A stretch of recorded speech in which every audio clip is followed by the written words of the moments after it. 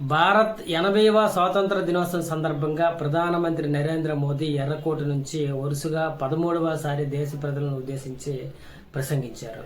2047 నాటికి వికసిత్ భారత్ లక్ష్యాన్ని సాధించడంలో దేశ యువశక్తి, నవతరం కీలక పాత్ర పోషిస్తున్నాయని ఆయన వ్యాఖ్యానించారు. నవభారత నిర్మాణం కోసం దేశం వేగంగా ముందుకు సాగుతుందని, రాబోయే కొద్ది సంవత్సరాలలో ఊహించని పెద్ద మార్పు రాబోతున్నాయని ఆయన ఆశాభావం వ్యక్తం చేశారు. యువత సామర్థ్యాన్ని పెంపొందించేందుకు మోదీ ఒక భారీ ప్రకటన చేశారు.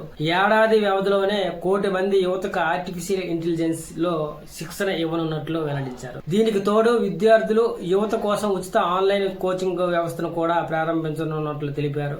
మారుతున్న ఆర్థిక వ్యవస్థ, అత్యాధునిక సాంకేతికతను అనుగుణంగా నవతరాన్ని సిద్ధం చేయడమే ప్రభుత్వ ప్రధాన లక్ష్యమని స్పష్టం చేశారు. అలాగే 2004 నుంచి 2014 మధ్య దేశంలో 350 కంటే తక్కువ యూనివర్సిటీలు ఉంటే గడిచిన 10 నుంచి 12 ఏళ్లలో దాదాపు 650 కొత్త యూనివర్సిటీలు ఏర్పాటై మొత్తం సంఖ్య ఇప్పుడు 1000కి చేరిందని గుర్తు చేస్తూ, అలాగే 2014 కంటే ముందు కేవలం 400గా ఉన్న వైద్య కళాశాలల సంఖ్య ఇప్పుడు దాదాపు 850కి పెరిగిందన్నారు. విదేశీ విశ్వవిద్యాలయాలు కూడా భారత్ తీరానికి వస్తున్నాయని, స్వదేశంలోనే ఉంటూ విదేశీ డిగ్రీ పొందాలని వెసులుబాటు కూడా తెచ్చామని ఈ సందర్భంగా పేర్కొన్నారు. చిన్నతనం నుంచే ఆవిష్కరణలపై ఆసక్తి పెంచేలా 10,000కు పైగా అటల్ టింకరింగ్ ల్యాబ్ ఏర్పాటు చేశామని తెలిపారు. ఆత్మ నిర్భర్ భారత్ సాధనకు ప్రతి ఒక్కరూ కృషి చేయాలని పిలుపునిస్తూ, ఇతర దేశాలపై ఆధారపడటం స్వయం సమృద్ధికి తోడ్పడదని ఆయన తేల్చి చెప్తూ, ప్రపంచంలో కొన్ని వస్తువులు చౌకగా, వేగంగా లభించినప్పటికీ అవి